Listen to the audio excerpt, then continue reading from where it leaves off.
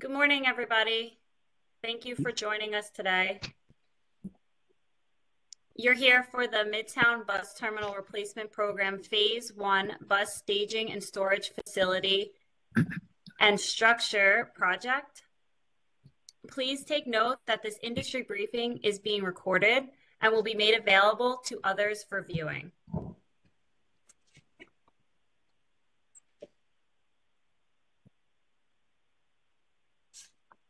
To begin, I'm going to start by reading the preface for the environmental impact statement. The Port Authority of New York and New Jersey, Port Authority, is planning to replace the existing Midtown bus terminal under a phased approach bus terminal replacement program or program.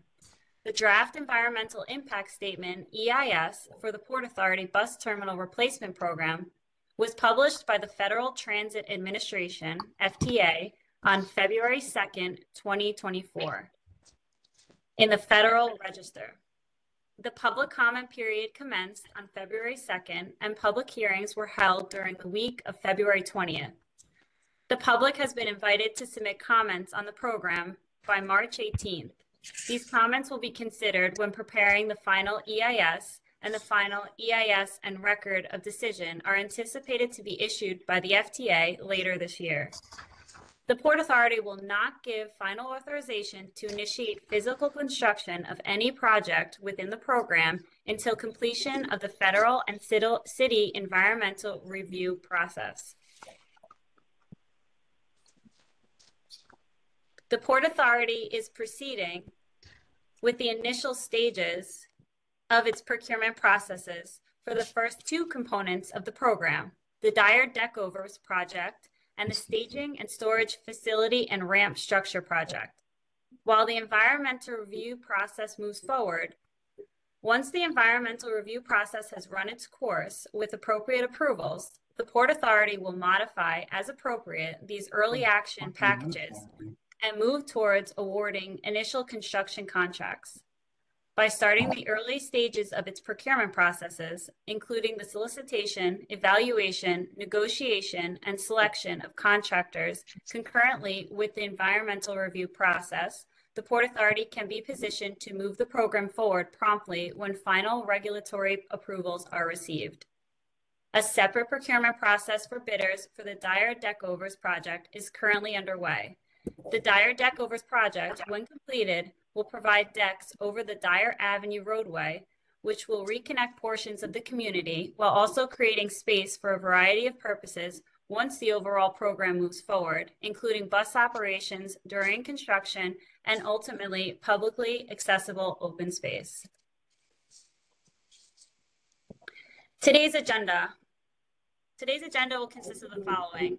We're going to do a program project overview that will be covered by Stephen Plate, our Chief of Major Capital Projects. We're going to discuss the community engagement.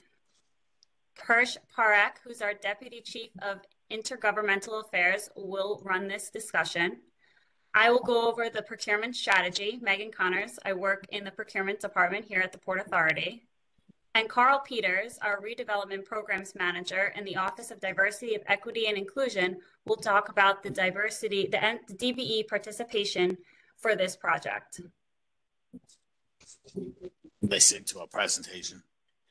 Please mute your device. Thank you. Yeah.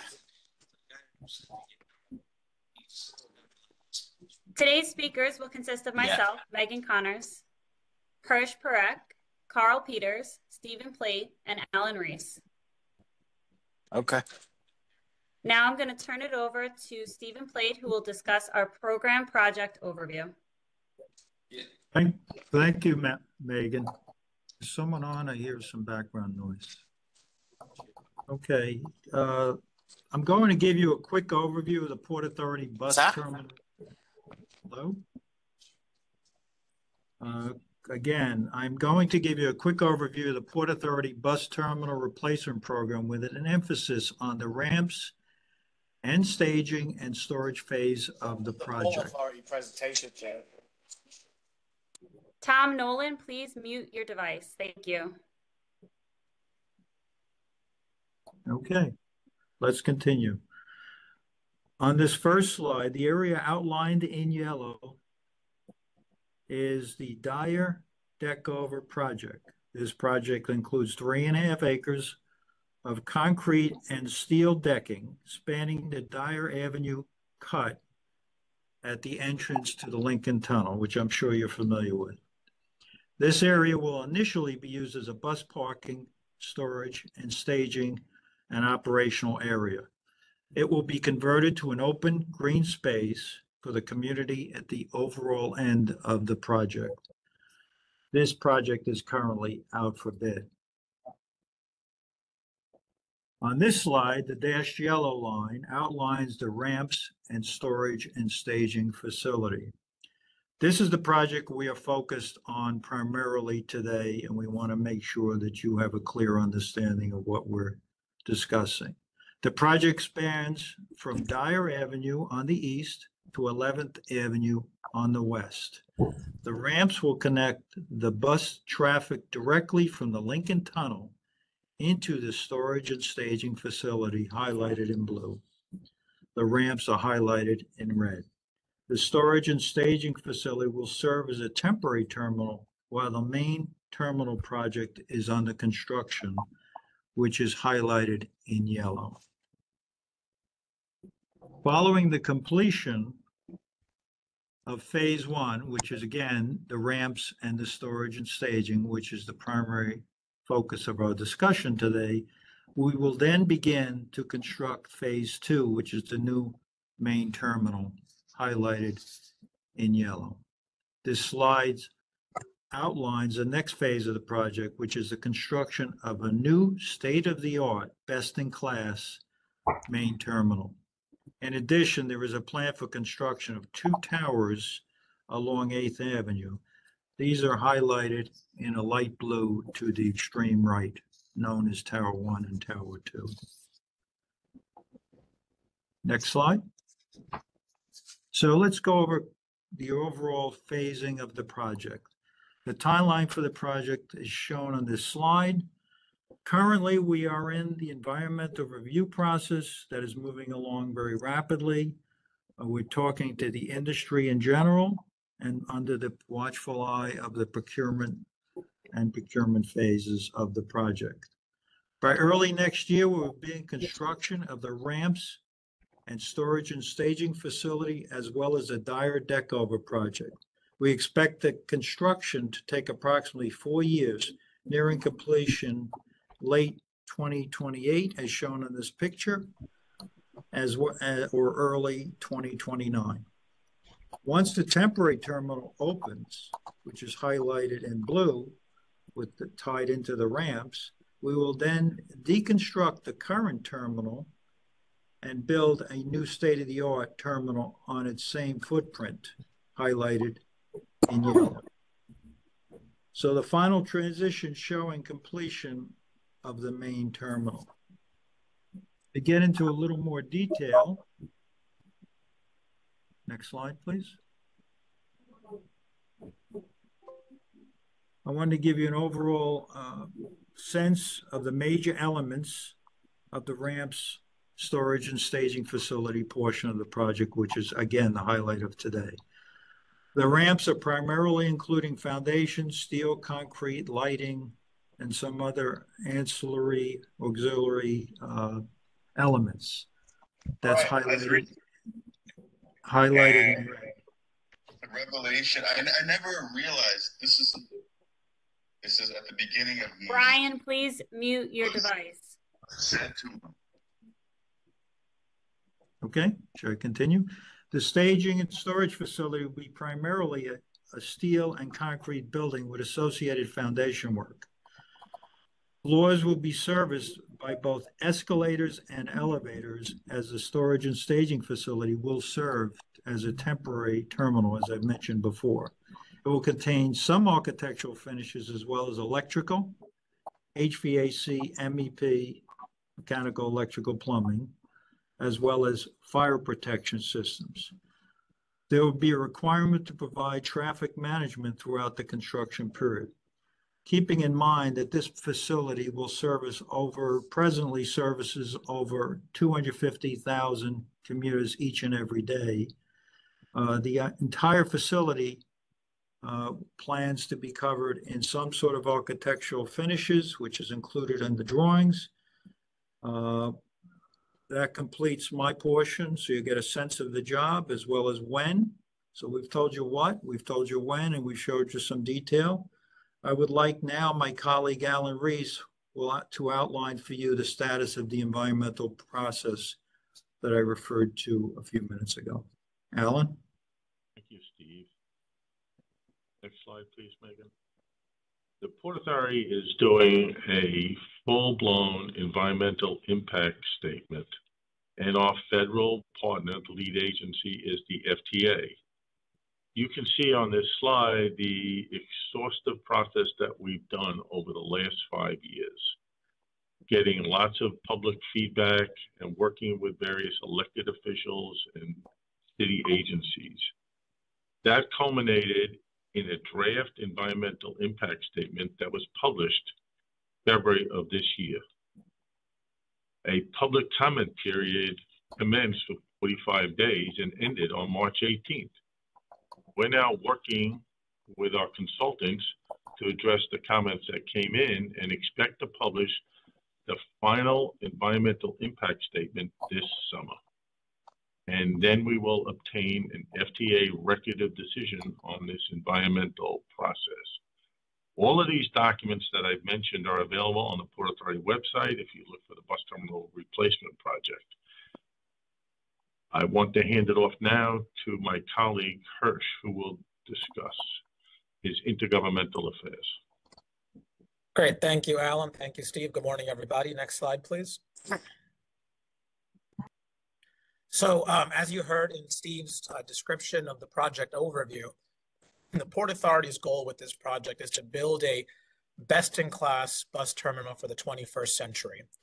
And that means also meeting the needs of the 250,000 commuters that use the facility on a daily basis, but also meeting the needs of the community in which the bus terminal sits. As everyone here knows, this is one of the most densely built environments in New York City. There's a lot of businesses, a lot of residents, a lot of commuters, a lot of activity happening in this area. And so it is critical that we are working to meet the needs of both the commuters and the community. If you go to the next slide, please. Throughout the years, over the past several years, the Port Authority has been working with our stakeholders to meet both of these needs. As Alan described when he reviewed the environmental review process, there were many years of consultation, of engagement, of discussion that led us to the current project that we are currently presenting. This bus terminal is being designed with infrastructure that benefits commuters. Our standards are what we have already achieved at our airports. If you've been to the new LaGuardia Airport, the new Terminal A at Newark Airport, you have seen the standards at which the Port Authority is rebuilding our transportation infrastructure. And that includes an expanded terminal space with lots of light and air flowing in, significantly improved wayfinding, civically inspired architecture and public art, iconic and appealing concessions and retail that really demonstrate a sense of place of the New York and New Jersey metropolitan region, and making sure that there is opportunity for cutting edge technology, that this bus terminal will be built for the future, and including a big focus on net zero and sustainability. It is critical that we ensure that this bus terminal can support the transition of bus fleets from today's fleets to the future, which is going to be hybrid and electric buses. And that is what we are building on. In addition, as it relates to the community that lives and works around this facility, we've also tried to address many of their needs and requests with this project. Again, based on that, this project is being designed to accommodate curbside intercity buses. Those are the buses that currently pick up on local streets around Midtown. That includes your buses such as Megabus, Bolt Bus, and other bus companies So we're designing this bus terminal to bring them into the facility and off of local streets. The facility is also being designed to take commuter buses off of local streets and into the storage and staging facility, which is the focus of this phase of the project. That means that buses no longer need to idle or stage or wait on local streets while they're awaiting to enter the bus terminal. That will reduce congestion, it will reduce pollution, and it will make the environment a much safer place for people to live and work. Additionally, we are building this facility so that it is no longer viewed as a fortress that we are trying to keep the community out. Instead, it will have retail and concession spaces that will invite the community in, that will reflect the local community and reflect the sense of place that I spoke of before. And finally, as Steve mentioned, the deck overs will be converted to over 3 acres, almost 3.5 acres of much needed open space that is sorely lacking in this community today. And so based on these criteria and this approach, this project is very unique. It enjoys widespread support from our local elected officials in both New York and New Jersey, as well as our community leaders and stakeholders. That is something that we would like to see continue as this project continues forward in the environmental review process that Alan described, as well as when it moves into the construction phase of the project. Again, as I mentioned, this is a very densely built environment already, so it is critical that the contractors that are working to build this facility are mindful of that and have in place protocols and procedures to be respectful of the community in which this facility operates. So with that, I will turn it over to my colleague, Megan. Thank you, Hirsch. Good morning, everybody. To discuss a little bit about the procurement strategy for this project, it is a 2-phase procurement process with an RFQ and an RFP, and it will have a design bid build with a guaranteed maximum price project delivery model. The issuance of this RFQ commences the Port Authority's procurement process to select a single contractor that will perform construction and other related work for the project. The RFQ is the first step of a 2-step best value construction contract procurement process. The RFQ is intended to solicit submissions of Statement of Qualification, or SOQs, from respondents that will be evaluated to identify those that are most qualified to deliver the project. At that point, the PA expects to shortlist up to 3 respondents. Only shortlisted respondents will be eligible to submit a proposal in the response to the RFP portion. The second phase of the procurement process will be the issuance of the forthcoming Request for Proposals, RFP, to the shortlisted respondents. The RFP procurement process will include a best value evaluation that is expected to conclude with a negotiated guaranteed maximum price, GMP, that will be included in a construction agreement for the project. The procurement method is intended to facilitate expedited construction schedules, improve cost certainty, ensure cost control, appropriately assign risk allocation, promote transparency, and optimize the potential benefits of collaboration during project development.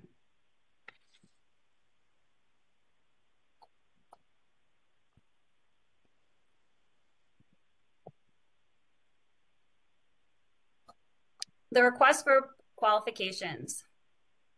The PA will use a 2-step process to evaluate the SOQs submitted by respondents. The first step, the Port Authority will review each SOQ to ensure responsiveness to the requirements of this RFQ and against the following pass-fail criteria. The first one being legal. The respondent will show its organization has the legal ability to enter into the construction agreement and perform the scope of work and comply with all applicable laws and requirements. The next is financial. The respondent will demonstrate its ability to provide required bonds, acceptable guarantees, and to meet other financial requirements of undertaking and completing the scope of work. The next is the experience modification rate. The respondent will submit a copy of its EMR as a measure of the respondent's safety record. Lastly, vendor responsibility. The respondent must demonstrate that it has no integrity or performance issues that could adversely impact its ability to advance to the RFP phase, and if selected as the preferred proposer, to deliver the project under the construction agreement. Each SOQ passing the responsiveness review and satisfying the pass-fail criteria will undergo a substantive evaluation. The substantive evaluation will be conducted using the valuation criteria that is listed on section 5.4 of the RFQ. The following criteria are what the Port Authority will be evaluating: the respondent's team experience and qualifications, the project understanding, management approach, and resources, key personnel, and experience with minimizing community impacts, maintaining traffic, and existing facility operations.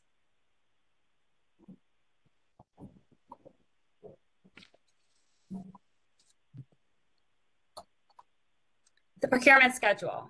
Activities and deadlines involved in the project procurement will occur on the dates of this procurement schedule. We're currently at the industry briefing here on April 3rd. Our SOQ due date is April 19th, and we are looking to issue the RFP phase in early June of 2024. Now I'm going to turn it over to my colleague, Carl Peters, who will talk about the DBE participation. Thanks, Megan. Good morning, all. Carl Peters, Office of Diversity, Equity, and Inclusion, Redevelopment Program Manager. So the Port Authority is strongly committed to doing business with disadvantaged minority women-owned businesses, small businesses, service-disabled veteran-owned businesses, and local business enterprises. ODI, Office of Diversity, Equity, and Inclusion, proposes policies and establishes practices for PA departments, tenants, developers, to enable them to achieve the agency's policy and associated utilization goals. ODI supports departments, tenants, and developers by 1, recruiting, certifying eligible DBEs, MBEs, WBEs, SBEs, and SDBOBs. ODI establishes rigorous compliance requirements, including OIG monitoring, performance penalties, etc. ODI provides capacity building services for DBEs, MBEs, WBEs, and SDBOVs and LBEs. Next slide, please.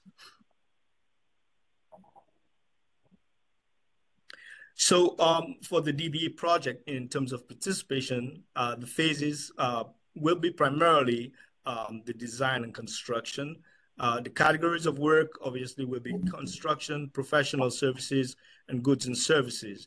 And to ensure, the objective here is to ensure that there's a reasonable utilization of available DBEs across all areas of work. So you may recall that in slide 11, which Steve Plate presented, there were some of the key elements of work involved here. And among them, while this is primarily construction related, the professional service areas like traffic management are some things that we might want you to consider. And what we refer to as goods and services might include things like the security systems and so on. Next slide, please. So the expectation is that firms, the prime, will make a good faith effort to achieve the DBE utilization goal. And by doing so, we would like them to develop a roadmap to inform on a comprehensive participation plan for evaluation and approval to achieve those goals. They will have to develop contracting packages and based on, again, some of the elements of work identified in the slide 11, develop contracting packages based on the availability of DBEs that are ready, willing, and able to participate on the contract. We encourage the formation of joint ventures, partnerships, similar arrangements among subcontractors as required to achieve the participation goals. We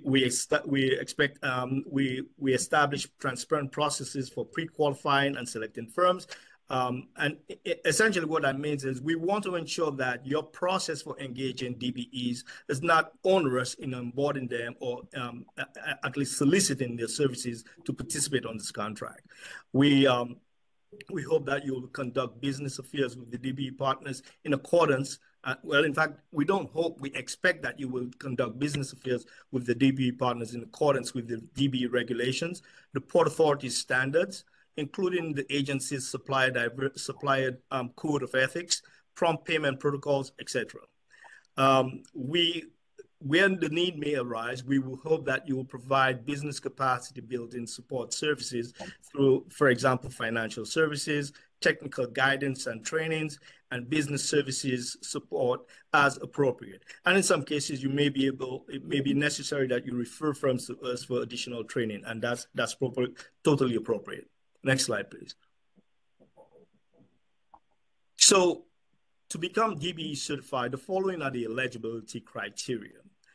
First, the majority owner has to be 51%, the company has to be 51% owned and controlled by an economically or socially disadvantaged citizen or permanent resident as per the DBE regulations. And that involves program industry side standards, the personal net worth, and the NAICS codes that apply specifically to the type of work that the company performs.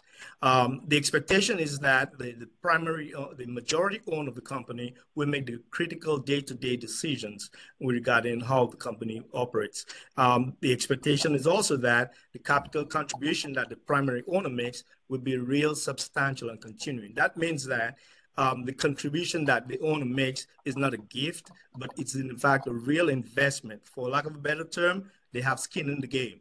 There'll be no requirement for how long a business is in operation. So for example, a business could be created last week, and if provided it is eligible for the DBE certification, it should submit an application for consideration. There will be every year we do an annual no change affidavit, which is required. And the objective here is to confirm that the firm is still eligible for DBE certification. The DBE certification that we accept is obviously the Port Authorities, and the Port Authority is a part of what we call the New York and New Jersey United Certification Partners, the acronym UCP. These the agencies include, for example, within New York, the MTA, New York State Department of Transportation, Niagara Frontier Transportation Authority, and in New Jersey Department of Transportation and New Jersey Transit. Next slide, please.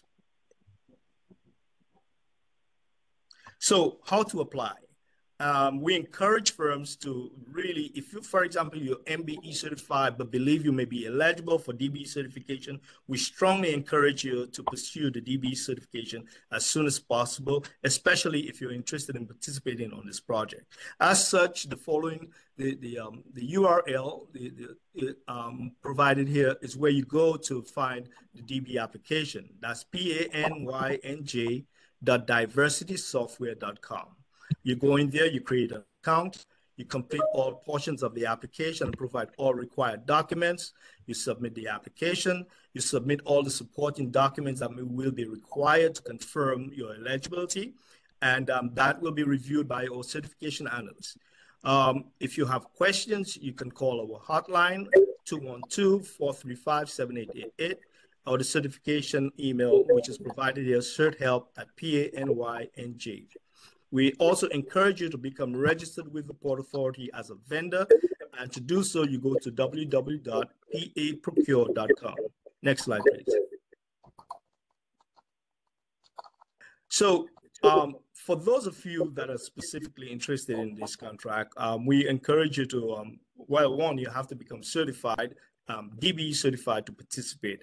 And to demonstrate your interest, you should go to the following website, the link indicated below.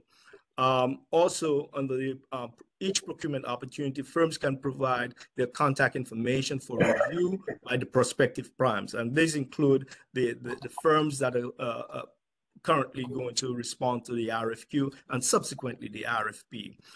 Firms should add themselves. You go into the system to add yourself in there to indicate to express your interest, and we encourage the prospective firms to review the list to incorporate the certified DBEs into their teams as early as possible in the process. Thank you.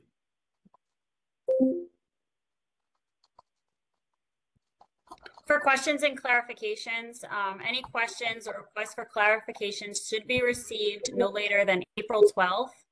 I am the procurement contact for this project. My name is Megan Connors. My email address is listed below. Any questions, please feel free to send me an email. Thank you. And this concludes our industry briefing. Thank you all for joining.